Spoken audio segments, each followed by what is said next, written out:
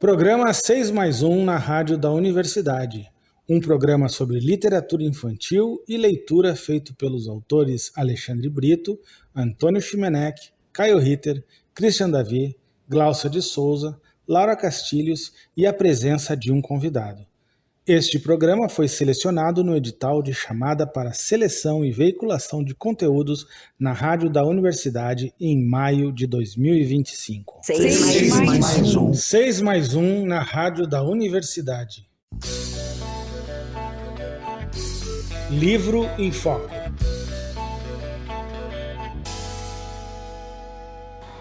Para o livro em foco de hoje, eu escolhi o livro O Pequeno Nicolau, publicado pela editora Martins Fontes, com texto de René Goscinny e desenhos de Jean-Jacques Sempère. As divertidas aventuras do pequeno Nicolau, o menino igual a muitos outros, são narradas com humor perspicaz por Goscinny, o inesquecível autor de Astérix, e ilustradas pelo genial Sempère. Em 5 títulos, situações como a visita do inspetor à escola, os recreios tumultuados, as férias na praia, a chegada do irmãozinho, a visita da vovó são contadas com graça e sensibilidade. As travessuras do Nicolau e suas observações hilariantes sobre os colegas, os pais, os professores e as situações do cotidiano têm cativado crianças e adultos do mundo todo. O autor René Goscinny, falecido em 77, foi um roteirista francês de quadrinhos que, em parceria com Alberto Uderzo, criou seu personagem mais famoso, o gaulês Astérix. Além de histórias em quadrinhos, ele também se destacou na área da literatura infantil, escrevendo livros como O Pequeno Nicolau, em que contou com o apoio do famoso ilustrador Sempère. O Pequeno Nicolau foi criado em 1959 e René Goscinny o descreveu como uma revisitação nostálgica e bem-humorada da infância, focada na lógica ingênua e direta de uma criança. A narrativa, muitas vezes autobiográfica, captura o cotidiano escolar e familiar na França dos anos 50, com piadas sutis e um tom fofo que agrada crianças e adultos. Goscinny, ainda que seja mais conhecido pelos personagens icônicos criados nos quadrinhos, personagens já citados como Astérix e Obelix, mas ainda Lucky Luke e Snow Good, consegue também, nesta série de livros do Pequeno Nicolau, criar personagens memoráveis.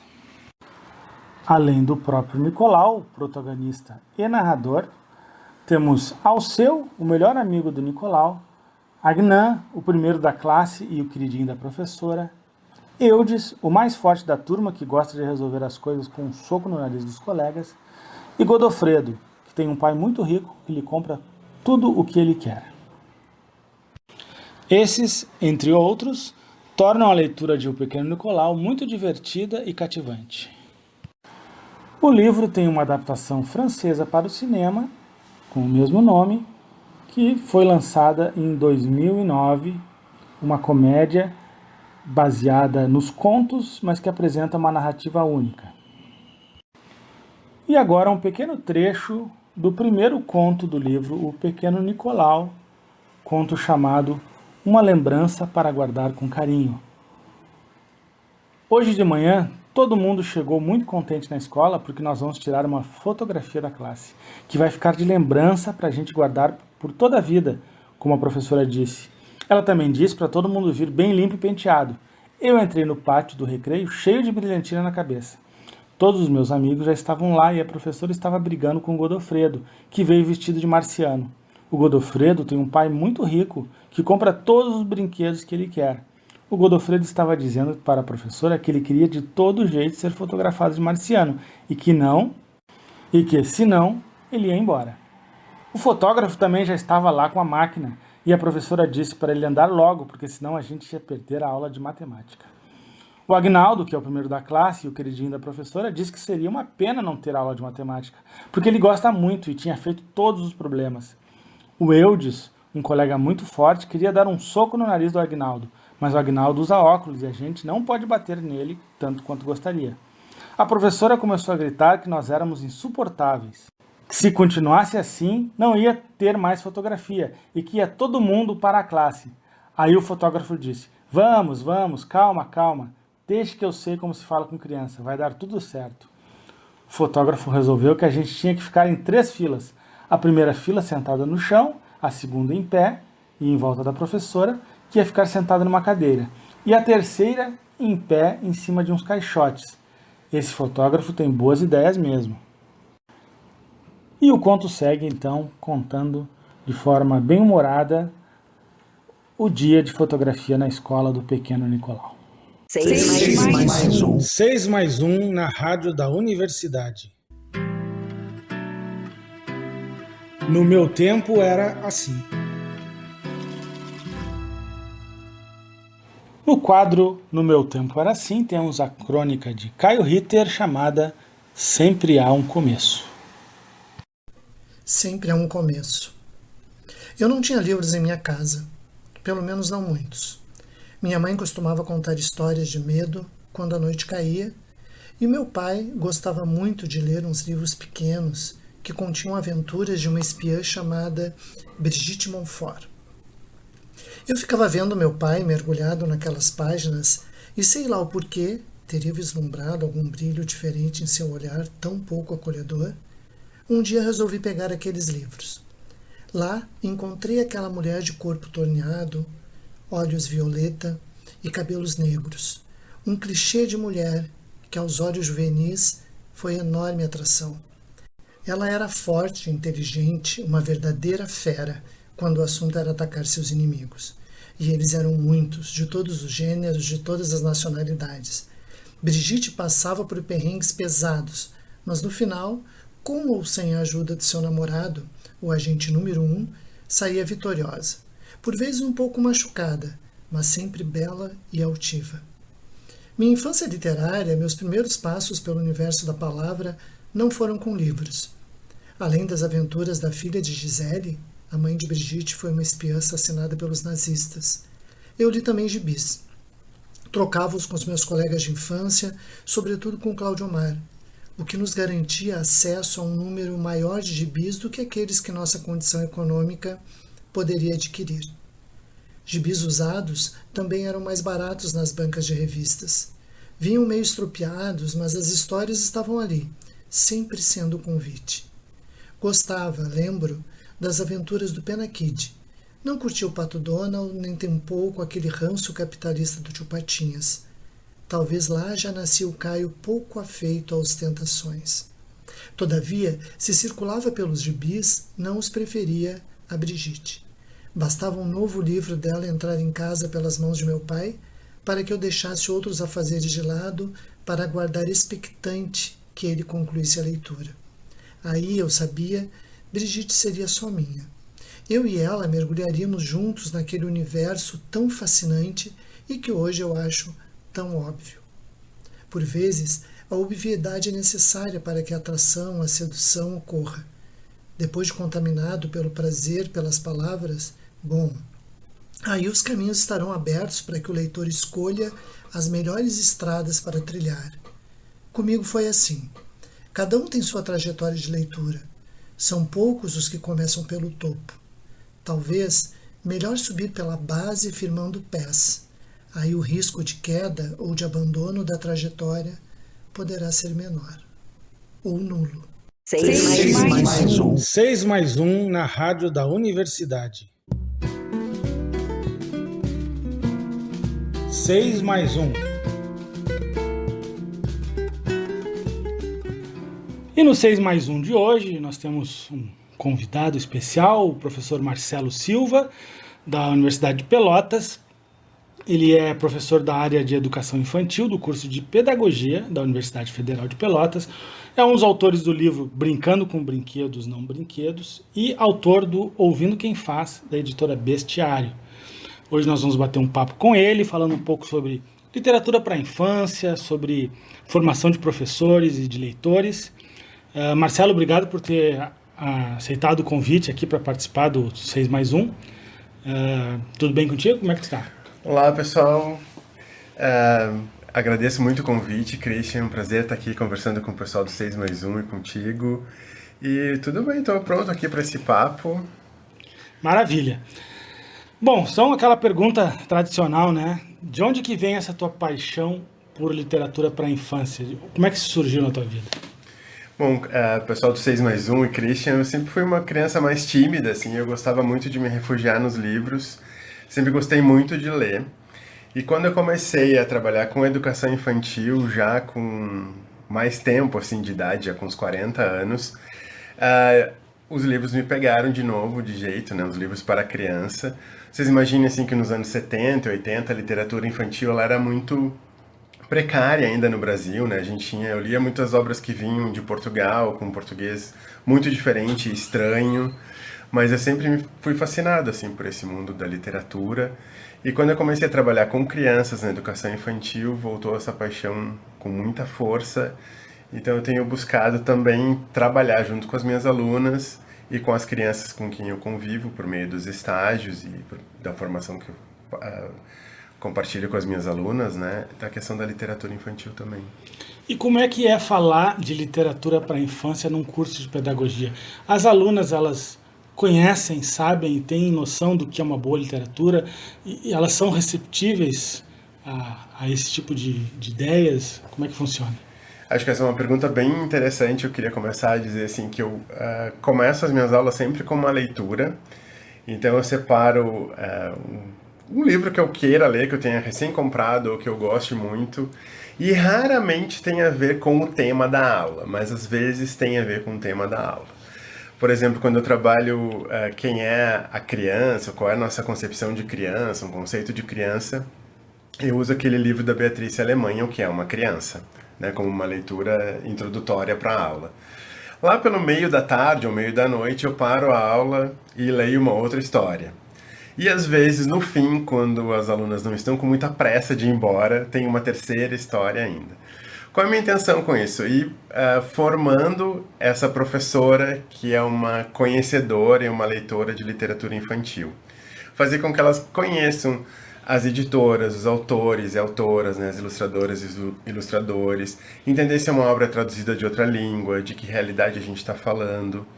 Então tem sido um trabalho bem interessante, assim, notar que lá pelo meio do semestre elas já estão, assim, envolvidas nessas leituras, elas dão risada, participam, têm ideias de como podem usar esses livros, para que faixa etária elas usariam.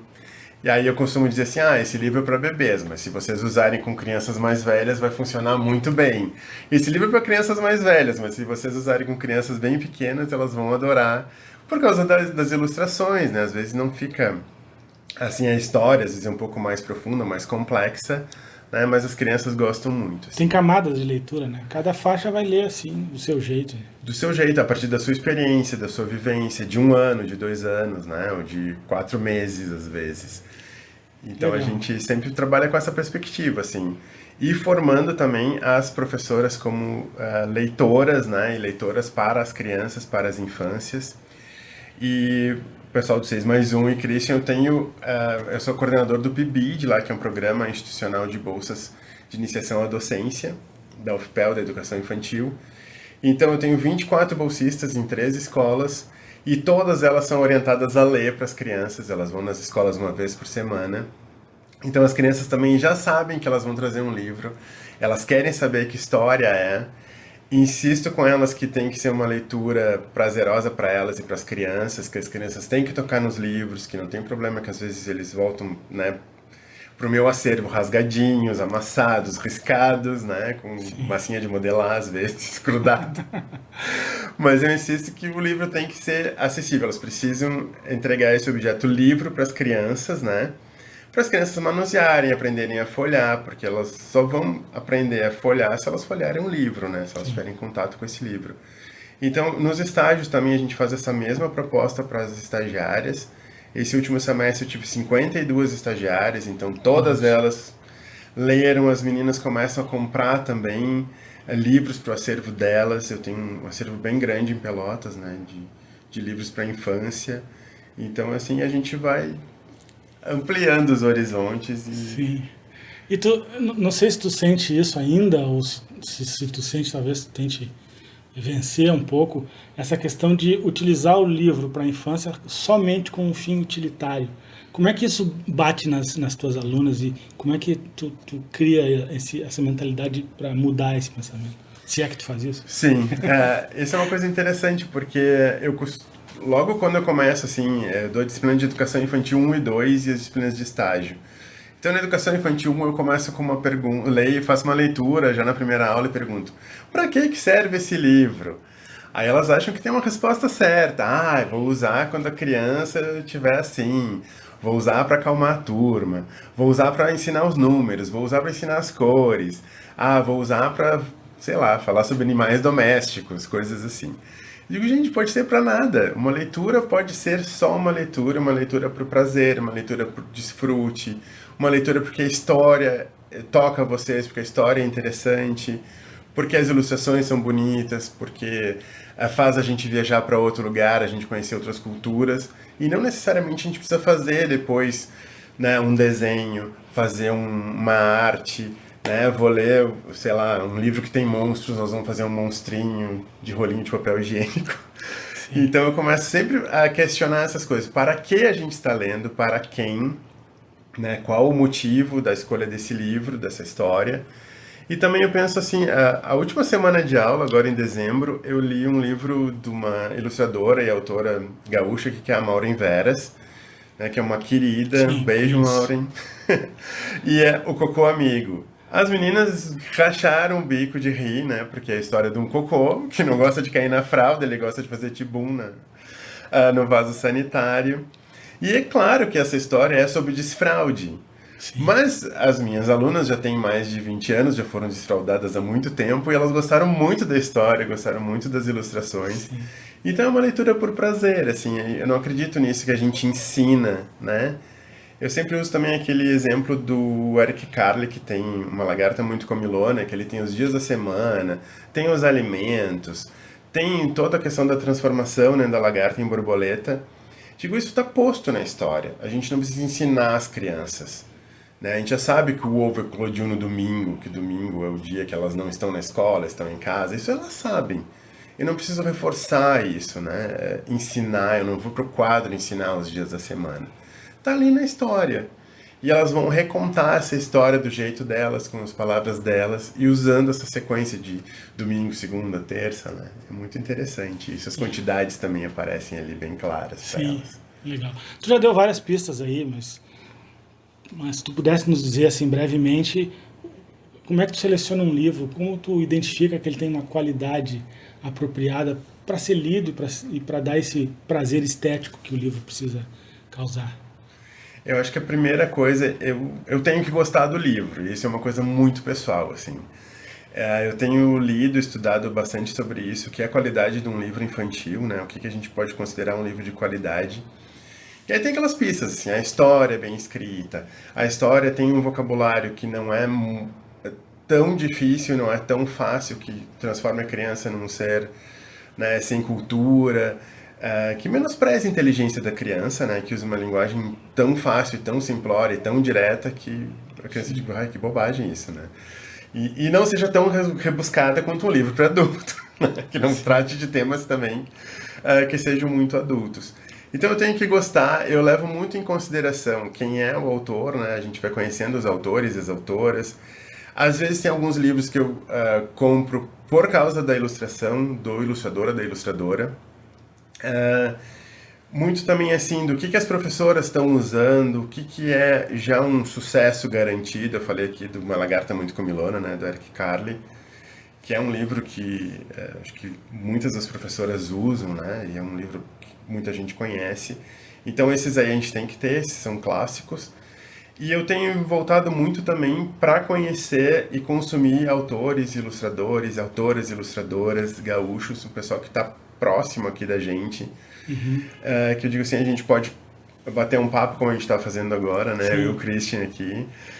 Que a gente pode conhecer numa sessão de autógrafos, que a gente pode ir lá trocar uma ideia, né, que sejam pessoas acessíveis também, assim. Então, acho que a qualidade passa também por isso, assim, a gente ter acesso às pessoas e a gente poder conhecer um pouquinho mais sobre elas, né, entender um pouquinho mais quem são esses autores que estão próximos da gente, ou que estão abertos a ter um diálogo, né? Isso eu acho que é importante também.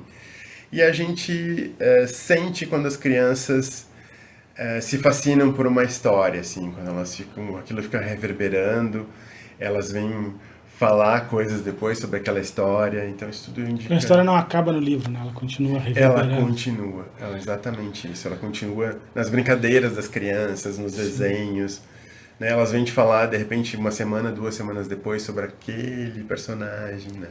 Legal. Marcelo, muito obrigado, foi uma conversa super bacana. Tu tem mais agora um tempo para tu deixar aí as tuas redes, o teu canal do YouTube, que eu sei que tu conta histórias lá. Fala para nós aí como é que a gente pode te encontrar. Então, eu tô no Instagram, @Marcelo_Oliveiras 1972. Tô no YouTube, @Marcelo, com CH72. Então ali vocês podem me seguir, tem leitura de história, tem algumas aulas que eu deixo lá, tem reflexões, tem coisas sobre educação infantil, que é o nosso mundo, sobre literatura infantil. Então eu aguardo vocês ali pra gente bater um papo também, tô bem aberto.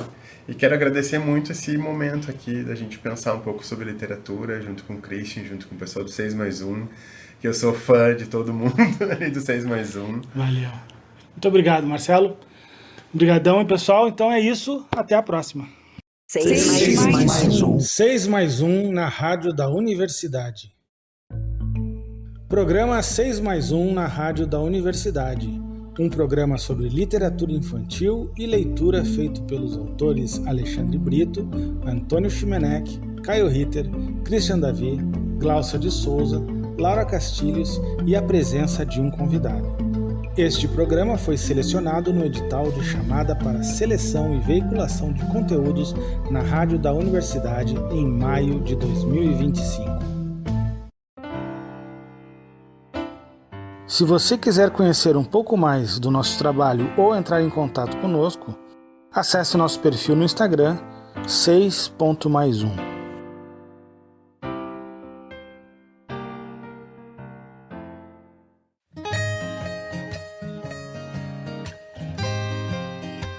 Palavra de leitor.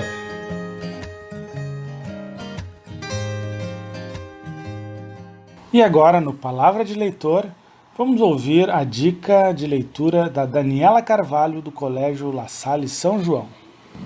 Meu nome é Daniela Carvalho, eu tenho 10 anos e estudo no La Salle São João. E minha dica de leitura é o livro Melhor do que nos Filmes, da Lynn Painter. Eu gosto desse livro porque o casal protagonista é engraçado e é uma história que me entreteu. 6+1. 6+1 na Rádio da Universidade. Ouvindo versos e histórias. E para o Ouvindo Versos e Histórias de hoje, eu vou ler um trecho do livro O Pintor Debaixo do Lava-Loiças, de Afonso Cruz. Introdução. Enquanto a água se pode guardar em garrafas, as histórias não podem ser engarrafadas sem que se estraguem rapidamente. Tem de andar ao ar livre, como os animais selvagens. Temos de as soltar para que possam correr todas nuas. Sors nasceu em 23 de novembro de 1895. Foi ele quem, em 1940, pintou o quadro que está pendurado na entrada de uma casa da rua do Alto da Fonte, na Figueira da Foz. Essa entrada é um espaço relativamente pequeno, com uma arca de madeira do lado direito, mesmo por baixo do quadro pintado por Sors. Em frente, há um relógio de pé, um móvel de canto e o bengaleiro feito de metade de uma hélice. Há uma serra de peixe-serra na parede do lado esquerdo, estatuetas africanas, quadros, bengalas, lanças indígenas, máscaras, objetos indecifráveis, pratos pintados. Em cima da arca há algumas presas de elefante e um dente de hipopótamo. O dente, propriamente dito, é grande, mas a raiz é muito maior. Muito da eficiência daquilo que fazemos, daquilo que mastigamos, depende sobretudo do que não se vê, das raízes. É por isso que estou a contar essa história, porque são as coisas que estão dentro de nós e que ninguém repara quando nos olha. Temos uma paisagem muito grande que não se vê, a menos que nos debrucemos para dentro e mostremos aquilo de que nos lembramos. Nada é tão forte como as coisas que não se veem, como as raízes do dente do Behemoth. Como um pintor debaixo do lava-loiças. 6 mais 1. 6 mais 1 na rádio da universidade. Poemas cantados.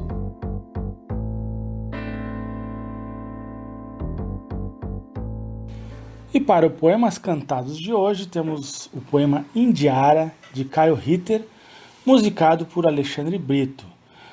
Esse poema está no livro ABZ dos Limericks, da editora Edelbra, com texto de Caio Ritter e ilustrado por Ana Matsuzaki. Quem executa a canção é Alexandre Brito, nos vocais e no violão, e Christian Davi, no washboard e no kazoo. Que pessoa mais rara, essa menina indiara.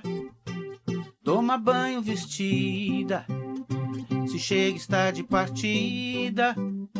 Sempre sorriso na cara, essa menina indiara. Toma banho vestida, se chega está de partida.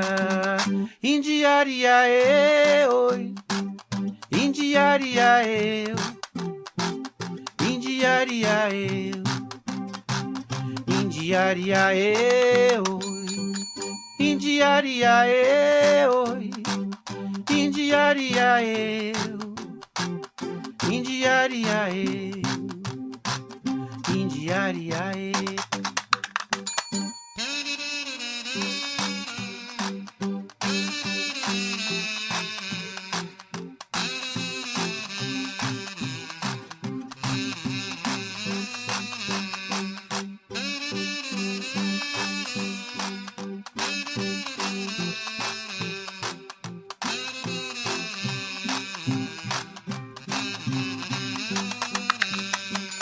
Que pessoa mais rara, essa menina indiara.